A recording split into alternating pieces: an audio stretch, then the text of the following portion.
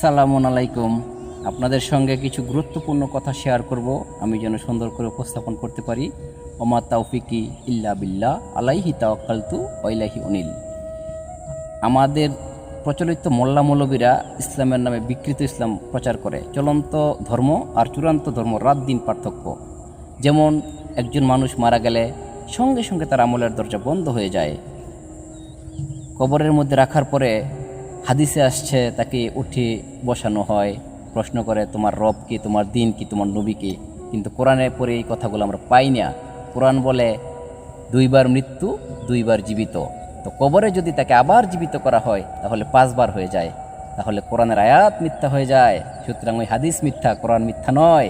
কোরআন আমার রবের পক্ষ থেকে আসছে। আল্লাহ বলে আল্লাহু নাজ্জালা আহসানাল হাদিস, আমি নাজিল করেছি উত্তম হাদিস। আর মোল্লারা মানব রচিত কিতাব রচনা করে, বুখারী, মুসলিম, আবু দাউদ, তিরমিজি, ইবনে মাসা, নাসাই এই সমস্ত কিতাব লিখে তারা রচনা করেছে মন গড়া মতো। কিয়ামতের দিন যখন মানুষকে মৃত্যু থেকে জিন্দা করা হবে, তখন সে বলবে, পাপিষ্ঠরা বলবে, আয় আল্লাহ আমাকে ঘুম থেকে কে জাগালো। তো কবরে যদি আজাব হইতো, ওই পাপী লোকটাকে এই কথা বলতো? বুয়া কথা। কবরে কোনো আজাব হবে না।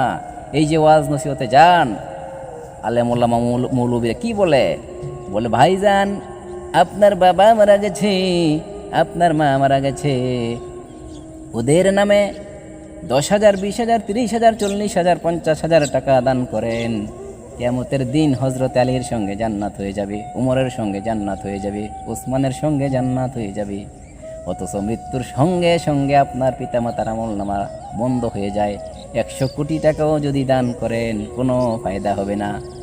তাই যদি প্রচলিত মোল্লা মৌলবীদের কথা মতো ধর্ম মেনে চলেন, কিয়ামতের দিন আফসোস করবেন, আয় আল্লাহ এত আমল করলাম, আমার আমলগুলা গেল কোথায়। আল্লাহ বলবে, আমি তুই আমল করেছিস অস্বীকার করি না, কিন্তু তোর আমলগুলা আমার বিধান কোরআনের সাথে বনে নাই, তাই বাতিল বলে গণ্য হয়েছে। আল্লাহ পাক বলেন, কিয়ামতের দিন আমি যখন বান্দার আমলনামার দিকে মনোযোগী হব, ওই দিন যে আমলনামার মধ্যে বিদআত এবং শিরক দেখতে পাবো, আমি রাব্বুল আলামিন তা দুলি কণার মতো রায় দেব। সেদিন আমি আফসোস করে বলবো, আয় আল্লাহ আর একবার দুনিয়ার জমিনে পাঠায়া দাও, এইবার যদি যাইতে পারি একদম ছবি সাফ হয়ে যাব, কোনো অন্যায় কাজ করব না, তোমার কোরআন ছাড়া অন্য কিছু মানব না, যত কিতাব আছে মানব রচিত সব ডাস্টবিনে ছুঁড়ে ফেলে দিব, শুধুমাত্র তোমার কোরআন মানব। আল্লাহ বলবে, আমি কি তোর হায়াত দিছিলাম না? করলে তার মধ্যে অনেক কিছু করতে পারতি, আজকে কোনো চিৎকারে কাজ হবে না। ইন্না আযাবিলা শাদীদ,